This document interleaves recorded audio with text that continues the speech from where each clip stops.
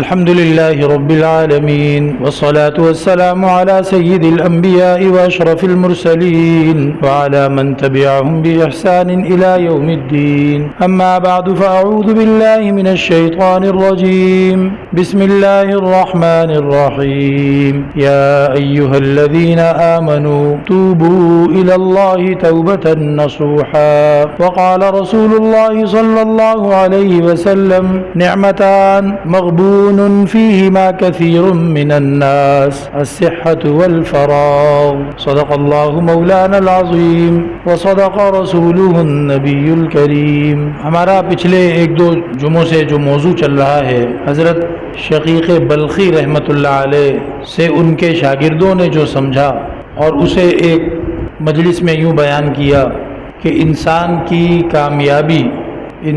کی کامیابی میں رکاوٹیں وہ 6 طرح کی چیزیں ہیں، جن میں سے پہلی چیز ہے الاشتغال بالنعمہ عن شکر المنعم.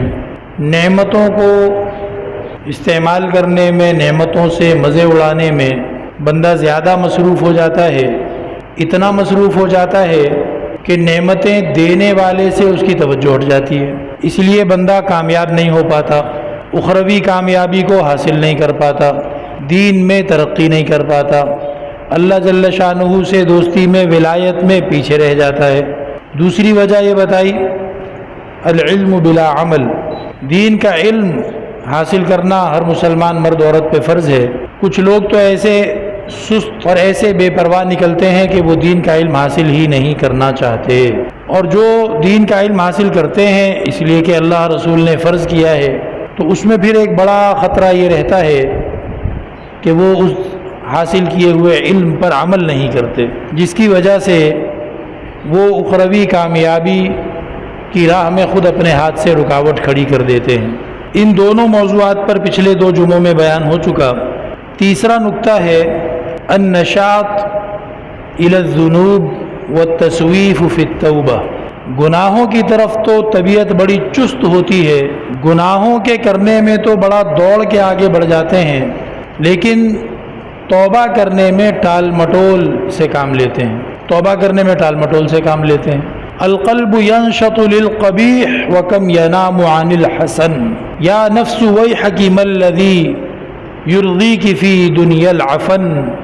شاعر کہتا ہے کہ دل کا عجیب حال ہے، برائیوں کے لیے بڑا چست و چالاک، برائیوں کے لیے بڑا سرگرم، ایکسائٹڈ، اور جہاں کہیں نیکی کی بات آئے وہاں اس کو نیند آ جاتی ہے، وہاں کہتا ہے یار تھکن ہو رہی ہے، نیند آ رہی ہے.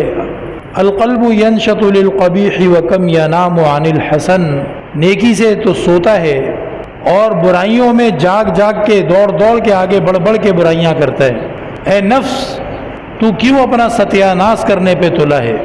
آخر وہ کون سا منافع، کون سا فائدہ، کون سی کامیابی ہے جو تجھے اس بدبودار دنیا کے پیچھے تھکنے پر تیار کر دیتی ہے؟ یقیناً ایسی کوئی بھی کامیابی نہیں ہے، ایسا کوئی بھی منافع نہیں ہے کہ جس کو حاصل کرنے کی خاطر اس بدبودار دنیا کے پیچھے خود کو اتنا تھکا دے کہ پھر نیکی کرنے کی گنجائش ہی نہ بچے. تو نشاط اور چستی اور ایکسائٹمنٹ اور سرگرمی گناہوں میں، اور سارا مریل پنا اور ساری سستی اور ساری بے دلی وہ نیکیوں میں، اور خاص طور پہ توبہ کرنے میں جو ٹال مٹول ہے یہ بہت ہی خطرناک چیز ہے. تو اس نقطے سے ہمیں 2 باتیں سمجھ آئی. پہلی بات تو یہ کہ ہمیں گناہ کرنے میں اپنے نفس کو ٹال مٹول پہ لگانا چاہیے.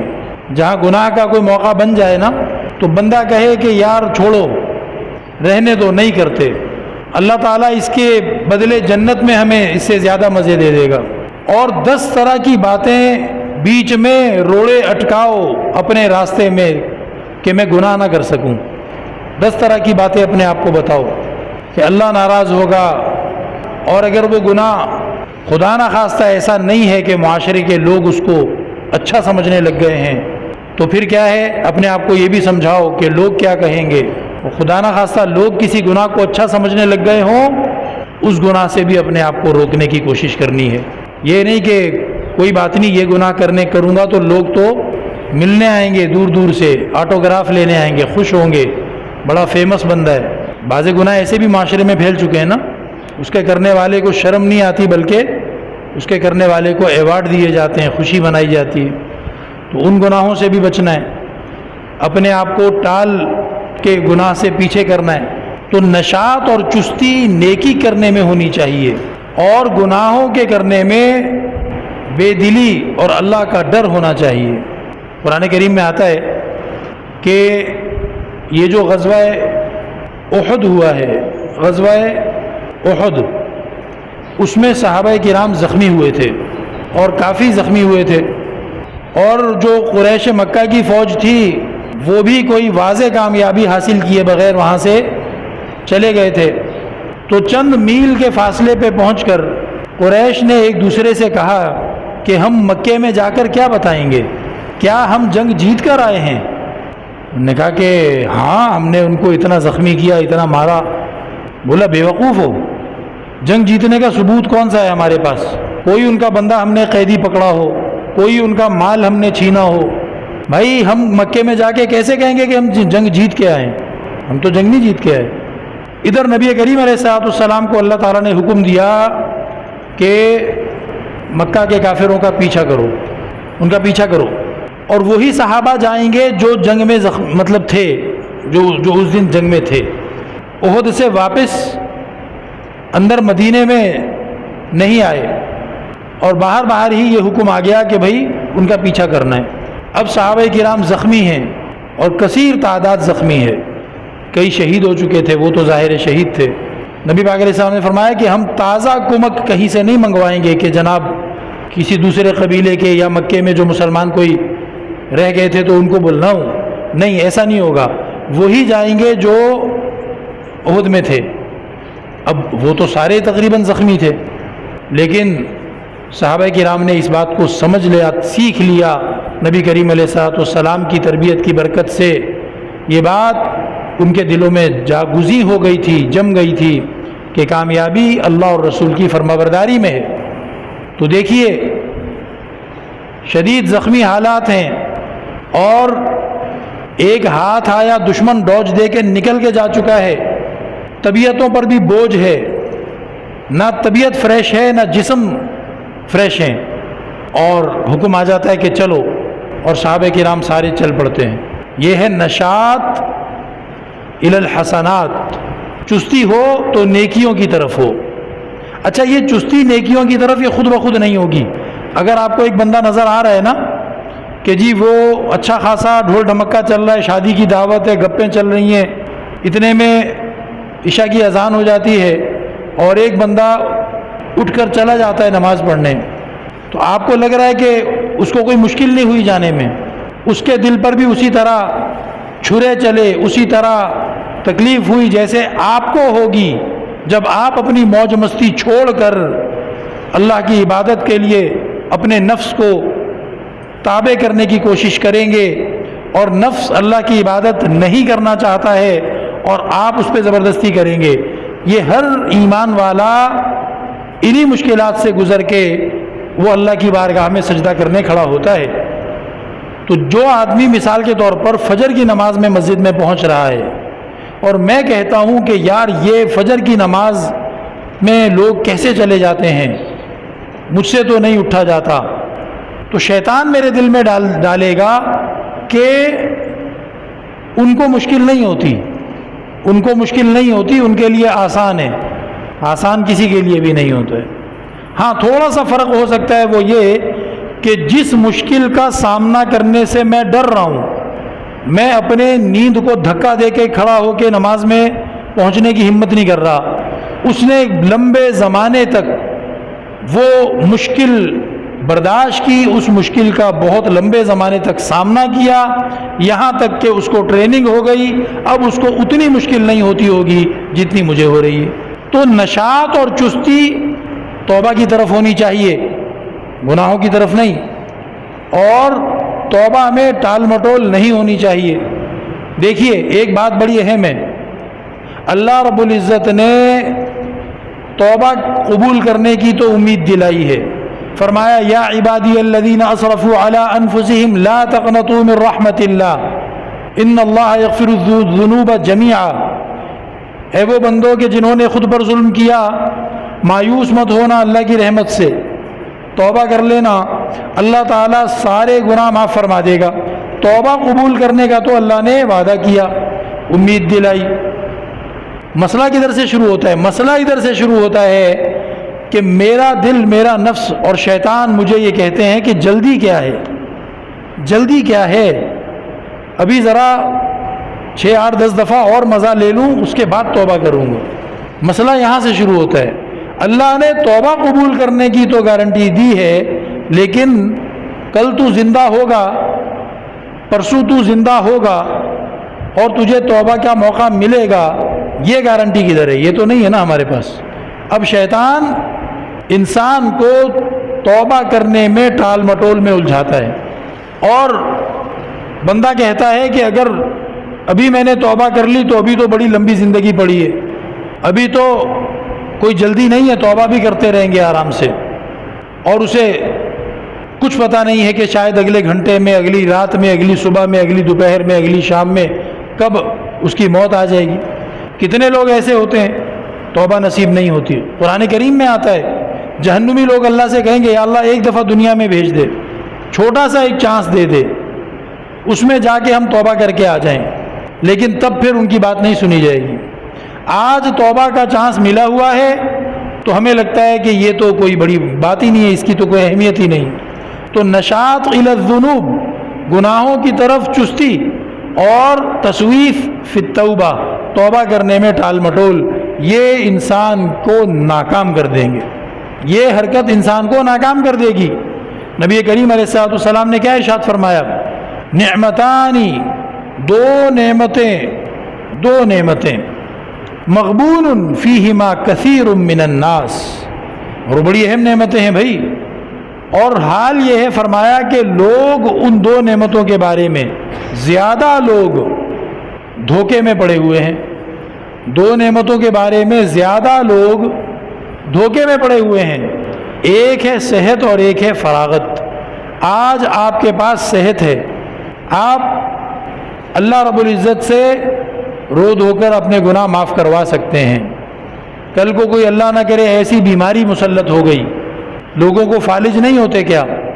لوگ کومے میں نہیں چلے جاتے کیا؟ اب زبان ہی کام نہیں کر رہی، اب توبہ کیسے کرے گا؟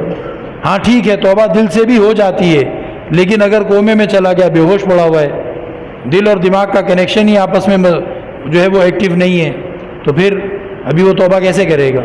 تو بھائی ایک ہے صحت، انسان جب صحت مند ہے تب توبہ کر لے. اور دوسری نعمت ہے فراغت، کہ جب انسان کے پاس فرصت ہے تب انسان توبہ کر لے، ورنہ اللہ رب العزت کسی ایسی مصروفیت میں اس کو الجھا دیں گے کہ اس مصروفیت میں پھر اسے توبہ کا خیال تک نہیں آئے گا، اور اسی مصروفیت میں پھنسا پھنسا ایک دن وہ مر جائے گا. تو نبی کریم علیہ الصلوۃ والسلام نے یہاں پر توجہ دلائی، اور اللہ جل شانہ تو انتظار میں بیٹھے ہوئے ہیں. ایک حدیث میں آتا ہے اللہ تعالیٰ تو اتنی جلدی بندے کو دیکھنا چاہتے ہیں کہ وہ توبہ کر لے کہ اللہ تعالیٰ پورا دن اپنی رحمت کا ہاتھ پھیلا کے گویا اعلان کرواتے ہیں کہ رات کا گناہگار آ جائے اور توبہ کر لے. اللہ انتظار کر رہا ہوتا ہے، اور پھر پوری رات اللہ کی رحمت والا ہاتھ پھیلا ہوا ہوتا ہے کہ دن کا گناہگار آ جائے اور آ کے توبہ کر لے. 24 گھنٹے اللہ کی طرف سے توبہ کی آفر ہے. اور یہ دیکھو کتنی بڑی نعمت ہے اللہ کی. اگر بنی اسرائیل کا آپ کو پتہ ہے نا، ان سے گناہ ہوئے تو کیسی کیسی ان کی توبہ کے اندر شرطیں لگائی گئیں. بھائی توبہ کرنا چاہتے ہیں، حضرت موسیٰ علیہ السلام سے بنی اسرائیل نے کہا، حضرت موسیٰ نے اللہ سے عرض کی، اللہ نے فرمایا ٹھیک ہے، جو توبہ کرنا چاہتے ہیں وہ سزائے موت کا قیدی اپنے آپ کو مان لیں، اور انہی کے رشتہ دار وہ ان کو قتل کریں گے. جب یہ قتل ہو جائیں گے اپنی خوشی سے اپنے آپ کو حوالے کر کے، تب ان کی توبہ قبول ہوگی. مجھ پر اور آپ پر اللہ تعالیٰ کا کتنا کرم ہے، نبی کریم علیہ الصلاۃ والسلام کی امت پر اللہ تعالیٰ کا کیسا فضل ہے کہ ہمیں اللہ نے کوئی شرط نہیں بتائی، بڑا گناہ ہے چھوٹا گناہ ہے جیسا بھی ہے اللہ تعالیٰ سے توبہ کر لو، اور کوئی شرط نہیں ہے کہ اپنا گلا کٹواؤ یا اپنا بازو کٹواؤ یا ایسا کچھ بھی نہیں، توبہ کر لو بس اللہ قبول فرمائے گا۔ اللہ چاہتا تو توبہ کو کسی جگہ کے ساتھ جوڑ دیتا، بھئی گناہ تو بندے نے کیا پاکستان میں، توبہ کرنی ہے، اچھا چلو پہنچو ادھر، مثال کے طور پہ میدان عرفات میں، اب گناہ ہو گیا بندے سے میدان عرفات تک جانے اور آنے کا کرایہ اور سب، اور کیا پتہ وہاں تک پہنچ سکے کہ نہ، کرایہ ہے پیسہ ہے سب کچھ ہے لیکن راستے میں ایکسیڈنٹ ہوا مر گیا، پھر توبہ تو رہ گئی بیچ میں ہی، توبہ تو نہیں ہو سکی۔ تو اللہ تعالیٰ نے توبہ کو اتنا آسان بنایا، اس لیے بنایا کہ میرے بندے یہ نہ کہیں کہ جی ہمیں موقع نہیں ملا، ہمیں ٹائم نہیں ملا۔ آپ جدھر بھی بیٹھے ہوئے ہیں آپ توبہ کر لیں، آئندہ آپ کا عزم ہو کہ میں وہ گناہ نہیں کروں گا۔ توبہ کی شرطیں ہم نے یہاں پر عرض کی تھی ایک مرتبہ، توبہ پوری کیسے ہوتی ہے؟ توبہ پوری ایسے ہوتی ہے کہ سب سے پہلے تو وہ گناہ کا کام چھوڑ دو، جس گناہ کے کام سے توبہ کر رہے ہو وہ کام چھوڑ دو۔ بعض لوگ برا کام کرتے ہیں اور کہتے ہیں کہ بھئی کیا کریں، ہماری تو روزی روٹی اسی میں ہے، بس اللہ معاف کرے ہم کیا کریں، ہمارا تو اور کچھ ہے ہی نہیں، یہی ہے۔ تو یہ کوئی توبہ نہیں ہے، اس سے کوئی معافی نہیں ملے گی۔ اس حرام کام کو چھوڑ دیں، چھوڑنے کے بعد اور پھر یہ کہیں کہ یا اللہ آئندہ میں کبھی بھی اس گناہ کو نہیں کروں گا، اپنے آپ سے بھی پکا وعدہ، اللہ سے بھی پکا وعدہ، یہ نہیں کہ زبان سے کہہ رہا ہے کہ یا اللہ میں نے چھوڑ دیا اور دل میں کہتا ہے کہ میں تو جھوٹ بول رہا ہوں، پھر یہ توبہ نہیں ہے۔ گناہ چھوڑ دیا، اور نمبر 2 دل اور زبان دونوں برابر سچے ہیں اس وعدے میں کہ اب دوبارہ نہیں کرنا ہے، اب دوبارہ نہیں کرنا ہے۔ دوسری شرط کیا ہے کہ دل اور زبان دونوں کو سچا کر کے پکا عزم کرے کہ دوبارہ اس گناہ کو نہیں کرے گا۔ اور تیسرا کیا ہے کہ اب تک جو وہ کام کیا، 1 دفعہ یا 100 دفعہ یا 1000 دفعہ، جس کام کو چھوڑ بھی دیا ہے اور جس کام کو آئندہ نہ کرنے کا وعدہ بھی کر لیا ہے، اس کام پر جو کیا تھا پہلے شرمندہ بھی ہو، جو پہلے کیا تھا اس پر کیا ہو، شرمندہ بھی ہو، مجھے نہیں کرنا چاہیے تھا، میں نے بے وقوفی میں کیا، میں نے فتنے میں پڑھ کے کیا، میں نے غصے میں پاگل ہو کے کیا، جو بھی ہے مجھے کرنا نہیں چاہیے تھا، غلط کیا میں نے، تو اس پہ شرمندہ ہو۔ بعض لوگ ایسے بھی کرتے ہیں کہ جو گناہ کیا اس پہ شرم نہیں ہے کوئی بھی، بولا ہو تو ہوتا تو بھی یہی کرتا، وہ ہوتا وہ بھی یہی کرتا، میں نے تو ابھی کچھ بھی نہیں کیا، وہ دوسرا کوئی ہوتا نا وہ تو اس سے بھی آگے کرتا۔ بعض لوگوں کو گناہ پہ شرم نہیں ہوتی، ان کی بھی توبہ قبول نہیں ہے۔ جو گناہ کیا تھا یا اللہ نہیں کرنا چاہیے تھا۔ چوتھی شرط پھر یہ ہے کہ اگر بندے کا کوئی حق ہے اس میں اگر بندے کا کوئی حق ہے، کسی کا پیسہ چھینا ہے، کسی کا سامان چھینا ہے، کسی کو 4 بندوں کے آگے ناحق ذلیل کر دیا، گالی گلوچ کر دی، تو اس کا وہ حق واپس کرے، اس کا پیسہ واپس کرے، سامان واپس کرے۔ جن 4 بندوں کے سامنے بدتمیزی کی تھی تو اس سے بھی معافی مانگے، اور جیسے جیسے موقع ملتا جائے ان بندوں کو بھی بتائے کہ بھائی وہ میں نے غلطی سے کیا تھا، وہ کوئی پکی بات نہیں تھی جو میں نے کی تھی، تو میں اس پہ توبہ کر رہا ہوں، تو آپ لوگ بھی بھائی میرے لیے استغفار کر دیں، وہ میں نے غلط بات کی تھی۔ تو 4 شرطیں ہیں، یہ 4 کام جب کر لے گا اس کی توبہ ہے، لیکن اس میں دیر نہیں کرنی چاہیے، اس میں دیر نہیں کرنی چاہیے۔ نبی کریم علیہ السلام فرماتے ہیں، اللہ جل شانہ کا ارشاد ہے، نبی پاک علیہ السلام بتاتے ہیں کہ اللہ کا ارشاد ہے کہ میرا بندہ جب میری طرف ایک بالش جتنا نزدیک ہونا چاہتا ہے، توبہ کرنا چاہتا ہے، میری طرف رجوع کرنا چاہتا ہے، مجھ سے دوبارہ صلح کرنا چاہتا ہے، تو وہ ایک بالش کے برابر آگے کو آتا ہے، تو میں پورے ذراع کے برابر آگے کو آتا ہوں۔ عام طور پہ بالش جو ہے وہ 6 انچ کا ہوتا ہے، اور یہ ذراع جو ہے یہ 18 انچ کا ہوتا ہے، تو اللہ رب العزت 3 گنا زیادہ اس کی توبہ کو قبول کرنے میں جلدی فرماتے ہیں۔ تو دیر ہماری طرف سے ہے، اللہ کی طرف سے نہیں ہے دیر۔ اور یہ دیر بڑی خطرناک ہے بھائی. اور فرمایا کہ اگر وہ اللہ سے صلح کرنے کے لیے ایک ذراع کے برابر آگے کو دوڑتا ہے، آگے کو آتا ہے، تو اللہ تعالیٰ ایک باع کے برابر آگے کو آتا ہے. اللہ تعالیٰ اس کو معاف کرنا چاہتا ہے، اس سے دوستی کرنا چاہتا ہے. اور اگر وہ سست آ رہا ہے اللہ کی طرف چل چل کے، تو اللہ کی رحمت اس کی طرف تیزی سے دوڑ کر آتی ہے. کیوں؟ اللہ تعالیٰ کو توبہ کرنے والے پسند ہیں. توبہ میں دیر کرنے والے پسند نہیں ہیں. توبہ میں دیر نہیں کرنی چاہیے، توبہ فوراً کرنی چاہیے، اور اپنی طبیعت کو نیکی کے کام پہ مجبور کرنا چاہیے. بعض لوگوں کو پتہ نہیں کدھر سے سنی سنائی بات ان کے دل میں بیٹھی ہوتی ہے کہ وہ جی کسی دن کسی اللہ والے کی نظر کرم پڑے گی اور سیکنڈوں میں بیڑا پار ہو جائے گا. بھائی اللہ والوں کی نظر کرم کے ہم منکر نہیں ہیں. جو اللہ کے ولی ہوتے ہیں اللہ رب العزت نے ان کی نظر میں تاثیر رکھی ہوتی ہے، ہم اس کا انکار نہیں کرتے. وہ بھائی وہ ضابطہ نہیں ہے، وہ قانون نہیں ہے.